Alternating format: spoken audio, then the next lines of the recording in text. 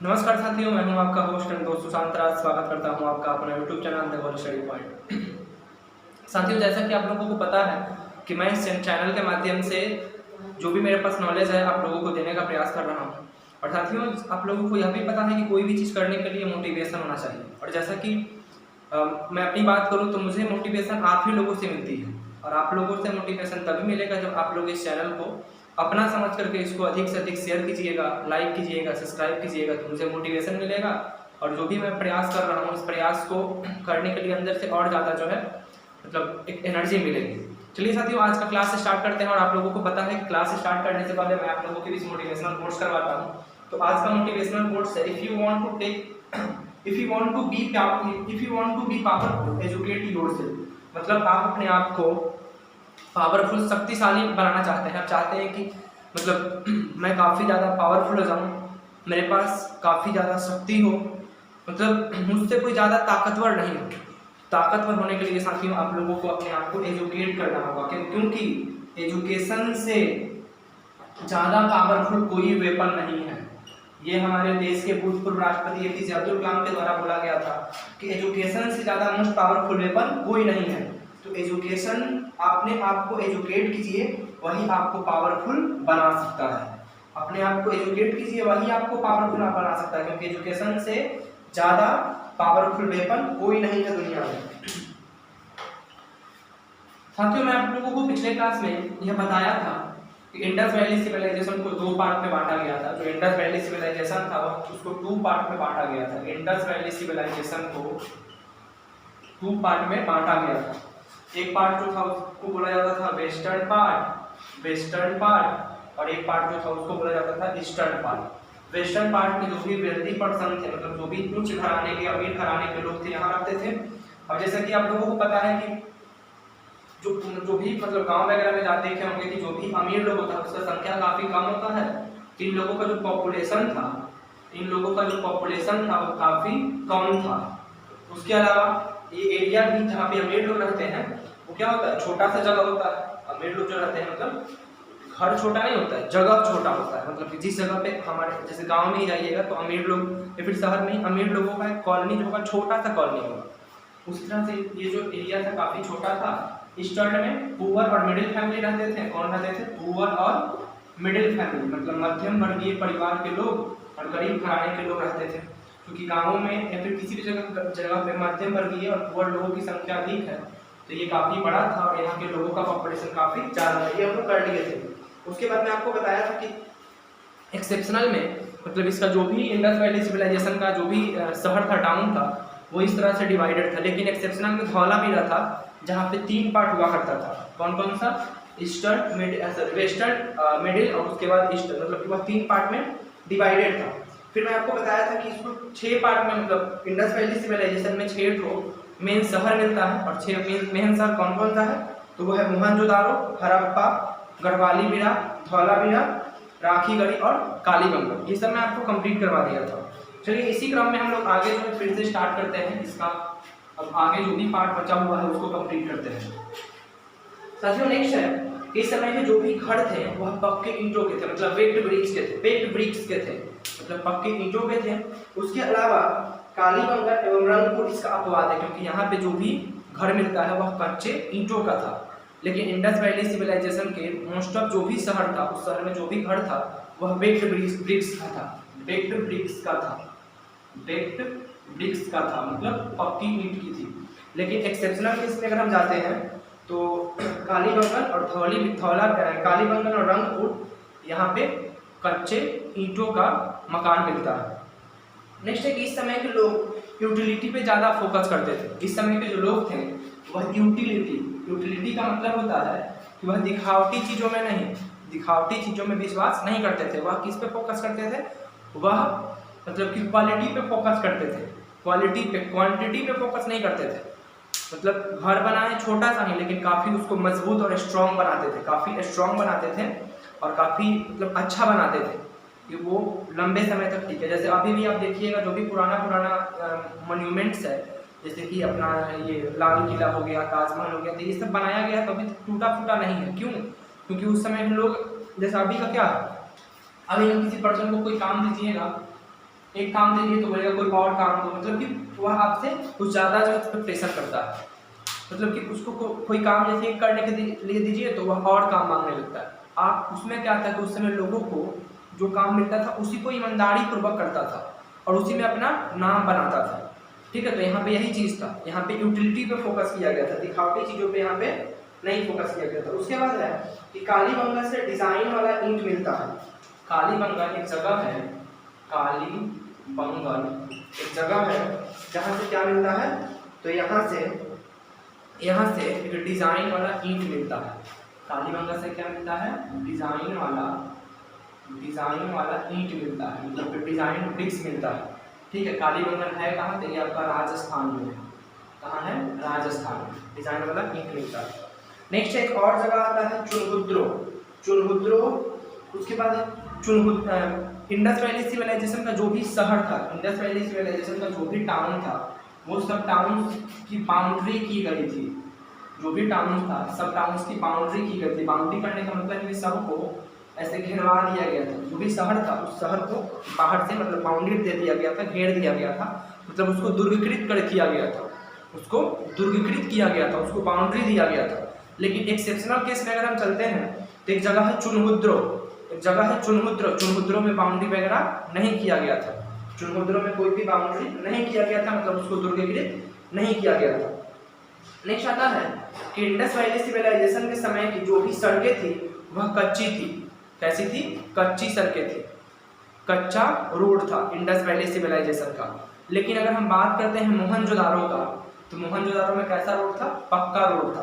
Question आता है exam में कि इंडस वैली सिविलाइजेशन का जो मोहनजोदारो शहर था वहाँ पे सड़कें कैसी थी, तो वहाँ पे पक्की सड़कें थी और बाकी रेस्ट ऑफ जो भी टाउन था वहाँ पे कैसा था, कच्चा सड़क था। जैसे आप लोग मूवी आया था ऋतिक रोशन का मोहनजोदारो, उसको आप जा करके एक बार देखिएगा, आपको पूरा इंडस वैली सिविलाइजेशन के बारे में पता चल जाएगा। ठीक है, मोहनजोदारो मूवी का नाम है, बहुत समय पहले ही आया था। तो मोहनजोदारो में क्या था, पक्की सड़कें था। नेक्स्ट है कि मोहनजोदारो से ग्रेट बाथ मिलता है। मोहनजोदारो से जो इंडस वैली सिविलाइजेशन का एक शहर है मोहनजोदारो, तो मोहनजोदारो से क्या मिलता है, ग्रेट बाथ मीन्स एक बहुत बड़ा स्नानागार यहाँ से मिलता है। ठीक है, बहुत बड़ा स्नानागार मिलता है और इस स्नानागार को देख करके हमारे हिस्टोरियंस ये अज्यूम करते हैं कि हो सकता है कि उस समय ये ग्रेट बाथ का यूज कोई भी रिलीजियस सेरेमनीज के लिए किया जाता था। मतलब जैसे अभी गंगा नदी है, मतलब अभी जो हम लोगों के यहाँ मतलब रिवर्स जो है, रिवर्स में जो नदी के किनारे रहने वाले लोग हैं, मतलब उसमें से कुछ लोग नदी में नहाने के लिए वहाँ पे जाते हैं, सभी लोग नहीं जाता। लेकिन जब भी कोई रिलीजियस सेरेमनी होता है, कोई धार्मिक त्यौहार वगैरह आता है, फंक्शन होता है, तो उस समय मोस्ट ऑफ लोग जाता है वहाँ पे स्नान करने के लिए, बात करने के लिए। ठीक है, होली बात करने के लिए वहाँ पे जाता है।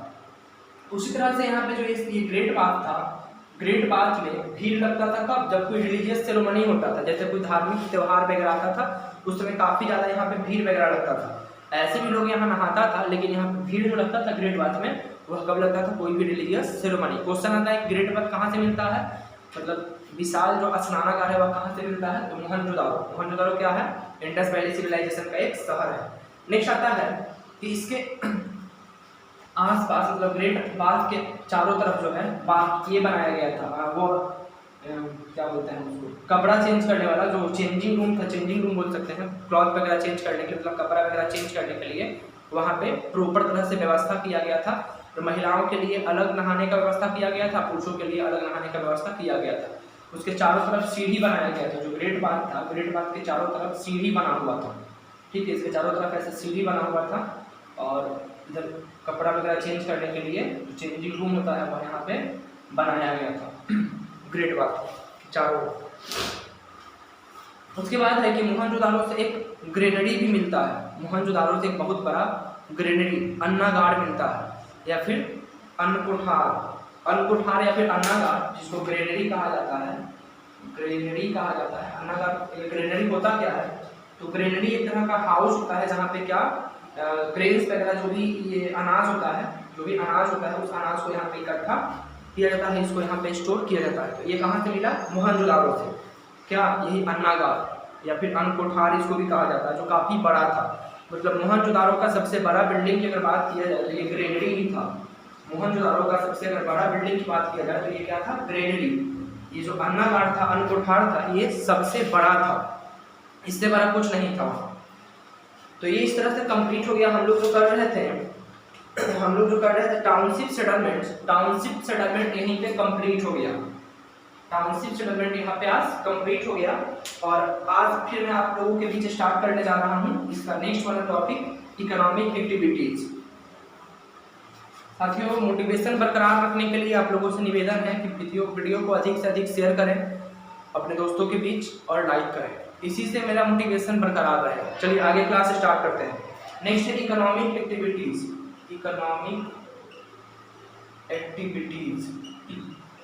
इकोनॉमिक एक्टिविटीज का मतलब होता है आर्थिक क्रियाकलाप। आर्थिक क्रियाकलाप क्या होता है? आर्थिक क्रियाकलाप। तो आर्थिक क्रियाकलाप का मतलब है कि वहाँ के लोग अपने जीविकोपार्जन के लिए, मतलब अपने जो जीवन है इस जीवन को चलाने के लिए कौन से काम को करते थे। मतलब वहाँ पे कौन कौन सा काम रुपया के लिए, इनकम के लिए कौन कौन सा काम वहाँ पे किया जाता था। इनकम के लिए कौन कौन सा वहाँ पे काम किया जाता था। तो यहाँ पे सबसे पहला चीज़ आता है, और आप लोग अगर मेरा इससे एंशिएंट हिस्ट्री का अगर इसके पहले वाला वीडियो देखे होंगे जिसमें मैं नियोलिथिक पीरियड के बारे में बताया था, तो आप लोग वहाँ पे एक चीज़ नोटिस की होंगे कि मैं बोला था कि नियोलिथिक पीरियड में क्या स्टार्ट हो गया था। तो नियोलिथिक पीरियड में ही एग्रीकल्चर शुरू हो चुका था।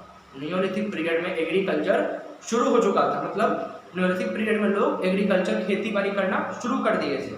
ठीक है, यहाँ पे है कि इंडस वैली सिविलाइजेशन में कम्युनिटी फार्मिंग होता था। कम्युनिटी फार्मिंग मतलब कि सामुदायिक कृषि होता था। ठीक है, सामुदायिक कृषि का मतलब है कि सब लोग मिल करके खेती बाड़ी वहाँ पे करता था। मतलब मोस्ट ऑफ लोग जो था इस समय का वह किस चीज़ के ऊपर डिपेंड था? वो एग्रीकल्चर के ऊपर डिपेंड था। मतलब इन लोगों का मेन ऑक्यूपेशन क्या था? एग्रीकल्चर। चाहे वो पोल्ट्री फार्म हो, चाहे वह कैटल डीलिंग हो, ठीक है, चाहे वह सेरीकल्चर हो, सिल्वीकल्चर हो, तो ये तरह का यहाँ पे काम किया जाता था। नेक्स्ट है कि यहाँ पे जो खेती बाड़ी लोग करते थे, तो इस समय जो एग्रीकल्चर किया जाता था लोगों के द्वारा, एग्रीकल्चर जो किया जाता था, ये लोग खेत के माध्यम से अनाज को उत्पन्न करते थे। उस अनाज को एज अ फूड के रूप में कंज्यूम करते थे। उसके अलावा ये लोग क्या करते थे, मतलब यहाँ पे अच्छा अनाज उत्पन्न होता था। अच्छा अनाज उत्पन्न होता था, और अच्छा अनाज उत्पन्न होता था तो ये लोग फूड को कंज्यूम भी करते थे, और जो एक्स्ट्रा फूड बच जाता, मतलब एक्स्ट्रा ग्रेन जो बच जाता था, उसको मार्केट में सेल कर देते थे। मतलब इन लोगों के जीवन जीने का मेन, मतलब इकोनॉमिक एक्टिविटीज या फिर इनकम का मेन जो जरिया था, मेन जो मीन्स था, वो क्या था? एग्रीकल्चर। इसी एग्रीकल्चर के ऊपर वे लोग डिपेंड थे। नेक्स्ट आता है कि यहाँ पे मुख्य रूप से गेहूं, जौ और कपास की फसलें उगाई जाती थी। ये भी क्वेश्चन आता है, काफी इंपॉर्टेंट है कि इंडस वैली सिविलाइजेशन में कौन सी फसलें उगाई जाती थी? तो गेहूं की फीड जिसको बोल सकते हैं, उसके बाद जौ हो गया, ठीक है, जौ हो गया, और क्या हो गया? कपास जिसको कॉटन कहा जाता है। तो ये तीन फसलें यहाँ पे मुख्य रूप से उपजाई जाती थी। ठीक है, और फसल का क्वांटिटी काफ़ी ज़्यादा होता था। इसको बेच करके अपना घर परिवार भी लोग चलाते थे। एक जगह है जिसका नाम है कालीबंगन। जो कि राजस्थान में है। राजस्थान में जूते हुए खेत के अवशेष मिलते हैं। एक जगह है जिसका नाम है कालीबंगन, जो कि कहाँ है? राजस्थान में। यहाँ से क्या मिलता है? तो जूते हुए खेत, यानी कि बोल सकते हैं प्लपिंग फील्ड या प्लपेड फील्ड हम बोल सकते हैं। प्लपेड फील्ड मैं बोल सकता हूँ। प्लपेड फील्ड का यहाँ पे एविडेंस मिलता है। कहाँ पे? कालीबंगन है, कहाँ? राजस्थान में। तो इससे अनुमान लगाया जाता है कि वहाँ के लोग खेती बाड़ी करते होंगे। ये वाला चीज जो है एग्रीकल्चर, कैसे बोल सकते हैं हम? इसके थ्रू बोल सकते हैं। इस एविडेंस मिला कहाँ? कालीबंगन से। इसके अलावा एक और जगह है बनावली। एक और जगह है बनावली, जो कि कहाँ है? हरियाणा में। ठीक है, तो यहाँ से क्या मिलता है? यहाँ से मिट्टी के हल का अवशेष मिलता है। मतलब यहाँ से मिट्टी का हल जो होता है, हल समझ में आता है, गाँव हल का मतलब होता है जिससे खेत का, मतलब पुराने जमाने में लकड़ी का एक हल हुआ करता था, लोहे वगैरह का भी आ गया है, उसके माध्यम से खेतों का जुताई किया जाता था। ठीक है, तो हल का यहाँ से मिट्टी वाले हल का अवशेष मिलता है। मिट्टी का हल का अवशेष का मतलब ये नहीं समझ लीजिए कि यहाँ पे हल जो होता था वह मिट्टी का होता था, ऐसा नहीं है। मिट्टी का हल जो था वो खिलौना के रूप मतलब प्राप्त हुआ, छोटा छोटा हल वगैरह खिलौना के रूप में था, प्राप्त हुआ। लेकिन इस हल के माध्यम से यह आप अनुमान लगा सकते हैं, प्रिडिक्शन दे सकते हैं, अजूम कर सकते हैं कि इस समय हल वगैरह का यूज किया जाता था। अब जैसे मान लीजिए कि मेरे पास ये मार्कर है, ठीक है, या फिर जैसे आपके पास फोन ही है, तो फोन है, अभी फोन का बहुत सारा डमी निकला हुआ है, मतलब फोन का बहुत सारा डुप्लीकेट डमी छोटा छोटा 50-60 रुपये का मिलता है। तो वो डमी अगर मान लीजिए कि जैसे ये पृथ्वी मतलब खत्म हो गया, या फिर भूकंप आया और सब चीज़ जो है पृथ्वी के अंदर चला गया, और फिर नया इस पे दुनिया आया, तो लोग जब खुदाई वगैरह किया तो डमी निकला वहाँ से, फ़ोन का डमी निकला। तो डमी को देख करके यह बोला जा सकता है कि उस समय फ़ोन वगैरह का यूज़ किया जाता था लोगों के द्वारा। सेम वैसे ही चीज़ था। मिट्टी के हल का मतलब ये नहीं कि वहाँ पर मिट्टी के हल के द्वारा ही खेती होता था। मिट्टी का हल का मतलब है कि उस समय हल अवेलेबल था जिसके थ्रू वे लोग खेतों की जुताई किया करते थे। एक्चुअली में अगर देखा जाए तो इंडस वैली सिविलाइजेशन में जो हल था वह न लोहा का था, न मिट्टी का, वह लकड़ी का हल था। किस चीज का हल था? लकड़ी का हल हुआ करता था। मतलब लकड़ी के हल के द्वारा वो क्या करते थे, लकड़ी नहीं, हाँ लकड़ी का हल हुआ करता था, लकड़ी का हल हुआ करता था। इस लकड़ी के हल के थ्रू क्या करते थे ये लोग, खेतों की जुताई करते थे। उसके साथ साथ ये भी क्वेश्चन पूछता है कि इंडस वैली सिविलाइजेशन में जो टूल्स था या वेपन्स था वो किस चीज का था, लोहे का था, लकड़ी का था, या फिर पत्थर का था। यहाँ पर उस समय किस चीज का था, पत्थर का था। ठीक है, मतलब मोस्ट ऑफ चीज यहाँ पे क्या था, पत्थर का था। उसके अलावा जो ये बनावली है, बनावली जो कहाँ है, हरियाणा में, यहाँ से जौ, तिल और सरसों के ढेर मिलते हैं। क्या क्या मिलता है, जौ मिलता है, तिल मिलता है, तिल और सरसों का ढेर। सरसों का क्या मिलता है, ढेर मिलता है। कहाँ से, यही बनावली से। बनावली से क्या क्या मिलता है, ये क्वेश्चन पूछता है कि बताइए जौ, तिल और सरसों का ढेर इंडस वैली सिविलाइजेशन के किस शहर से प्राप्त होता है, तो वो है बनावली। बनावली कहाँ है, हरियाणा में। साथियों आज के लिए इतना ही, और फिर मैं आगे नेक्स्ट क्लास में इस चीज़ को आगे कंप्लीट करूँगा। अभी इकोनॉमिक एक्टिविटीज़ कंप्लीट नहीं हुआ, इसको नेक्स्ट वाले वीडियो में कंप्लीट करने का हम प्रयास करेंगे। तो अगर क्लास अच्छा लगा हो तो वीडियो को लाइक करें, शेयर करें और चैनल को सब्सक्राइब करें। Thank you, thanks for watching.